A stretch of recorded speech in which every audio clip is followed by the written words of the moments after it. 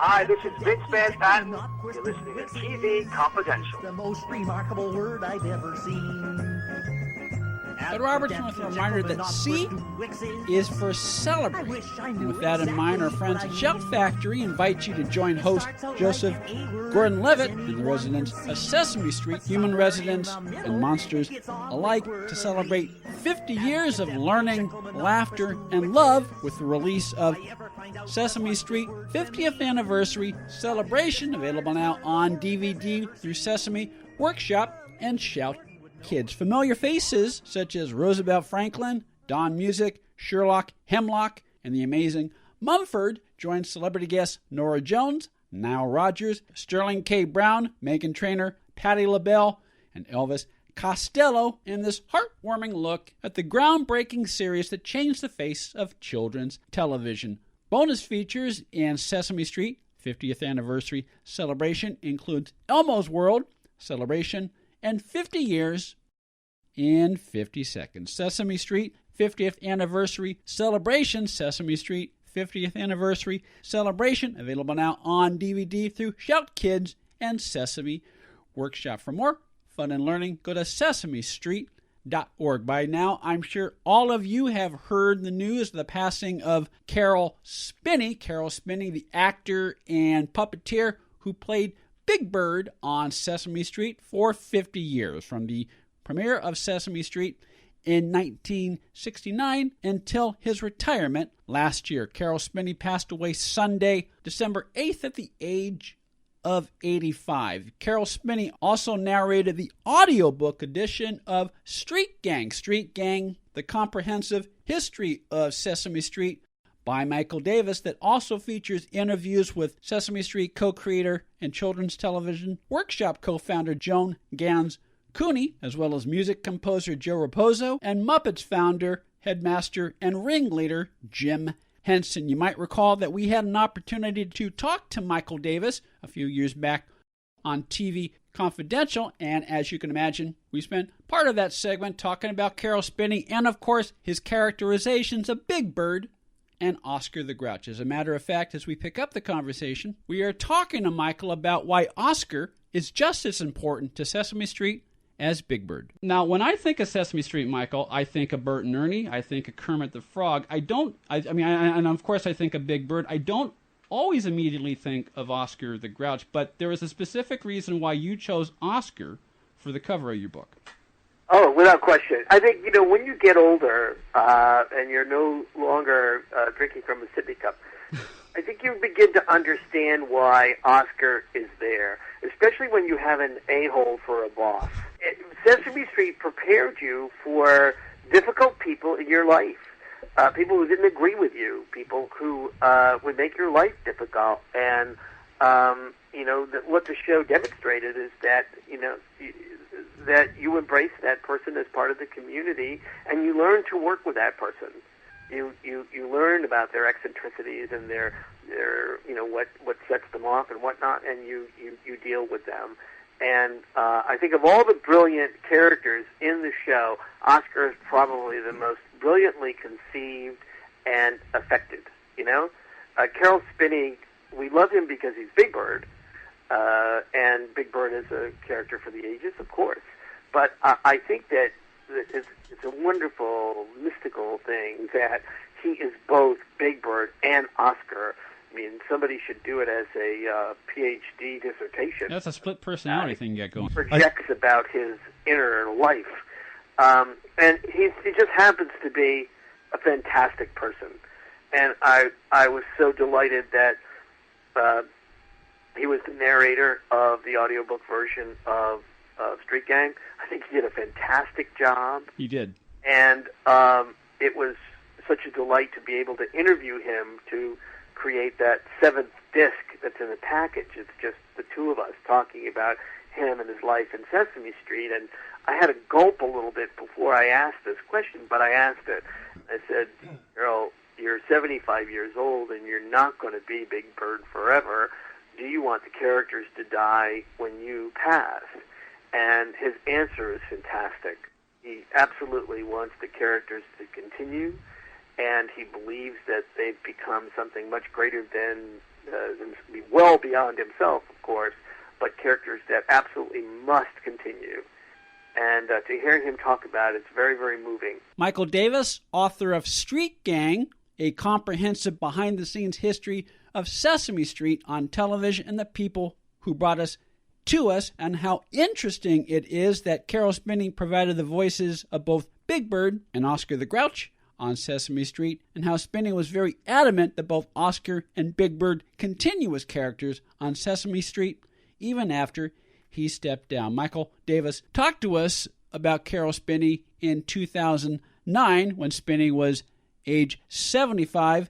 Caroll Spinney passed away this past Sunday, December 12th, at the age of 85. Street Gang, Michael Davis's book on Sesame Street, is a multimedia experience in every sense of the word, as Michael alluded in the clip we just played. The audiobook CD edition of Street Gang is narrated by Caroll Spinney and includes an interview between Michael and Caroll Spinney that is not available in the printed book. And of course, since Caroll Spinney narrates the audiobook, he also recreates the iconic moment in Sesame Street when the series as a whole, and Spinney as Big Bird in particular, introduced young children to the reality of death by addressing head-on the death of Will Lee, the actor who played Mr. Hooper. We talked to Michael Davis about that when he appeared on TV Confidential back in 2009. Yeah, Michael, was there any concern about how children viewers would react to that?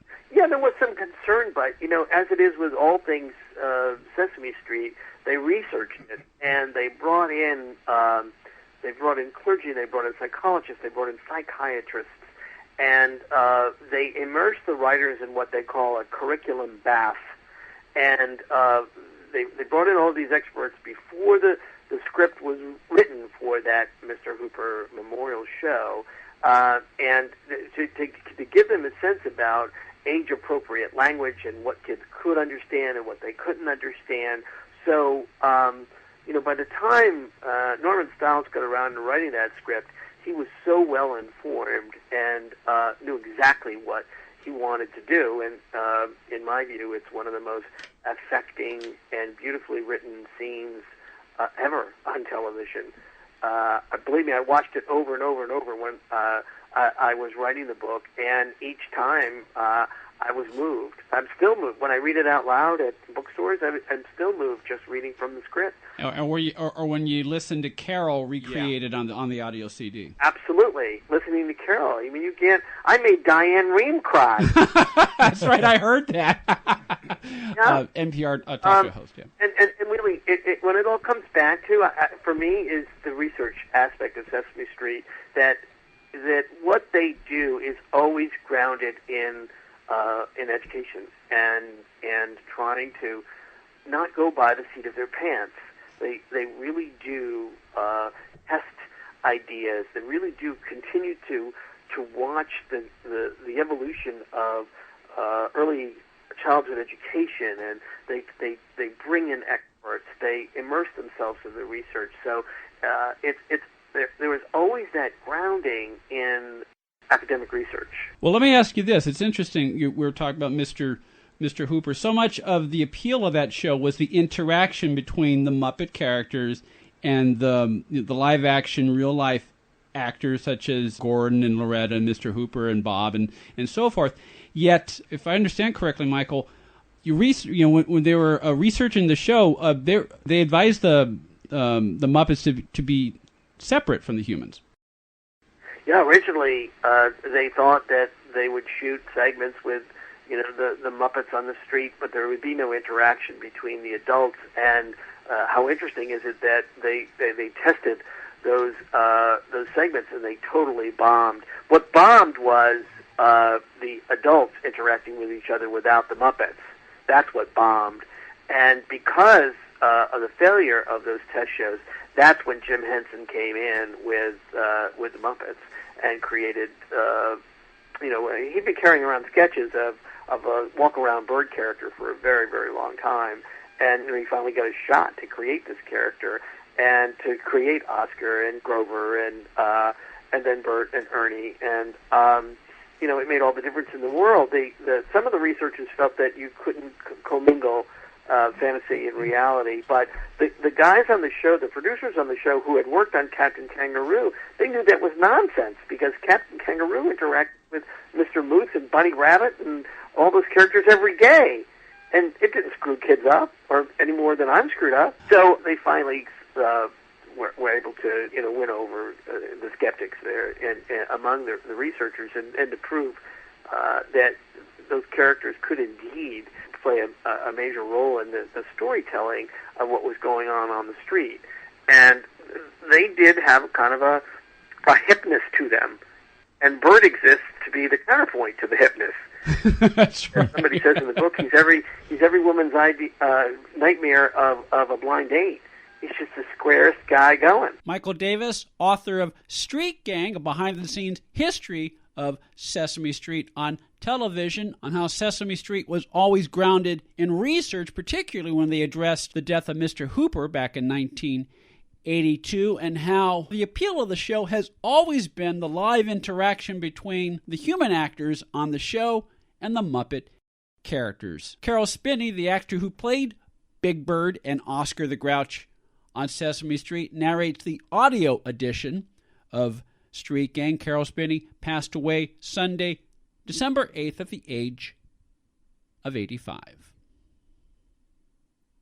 We'll be back with more TV Confidential right after this. Ed Roberts with a few minutes, enough time to tell you that our friends at Shout Factory are paying homage to rock and roll legend Chuck Berry with a collector's edition DVD and Blu-ray release of Chuck Berry, Hail Hail, Rock and Roll. Chuck Berry, Hail Hail, Rock and Roll, the 1987 film, directed by Taylor Hackford, that is also the latest release from Shout Select. One night in 1986, Keith Richards invited Eric Clapton, Robert Cray, Linda Ronstadt, Etta James, and a host of other music legends for a special evening of music to commemorate Chuck Berry's 60th birthday. Taylor Hackford captured that evening on film and released it in 1987 as Chuck Berry, Hail Hail, Rock and Roll. In addition to the film itself, the collector's edition release of Chuck Berry, Hail Hail, Rock and Roll includes 54 minutes of rehearsal footage, The Reluctant Movie Star, a behind-the-scenes making-of documentary, Chuckisms, a collection of classic Chuck Berry remarks, The Burnt Scrapbook, Chuck Berry reminiscing over his musical memories with the band's Robbie Robertson, an introduction by director Taylor Hackford, and a whole lot more. The Shout Select series from Shout Factory shines a light on films that definitely deserve a spot in your personal collection. Chuck Berry, Hail Hail, Rock and Roll, Collector's Edition, now available on Blu-ray and on DVD through our friends at Shout Factory. Hi, this is Robert Hooks, and you are listening to TV Confidential, and keep doing it. Ed Roberts with a reminder that the next edition of TV Confidential will premiere next week on this station at the usual time. We will play part 2 of our conversation with voice actor Michael Bell, plus we will welcome back actress, comedian, and former White House press corps member Anna Wilding. We hope you'll join us for that. In the meantime, Ed Robertson, behalf of Tony Figueroa, Donna Ellenfield, Grace, Greg Airborne, our producer Chris Corman, thank you so much for listening. We'll talk to you next time on TV Confidential.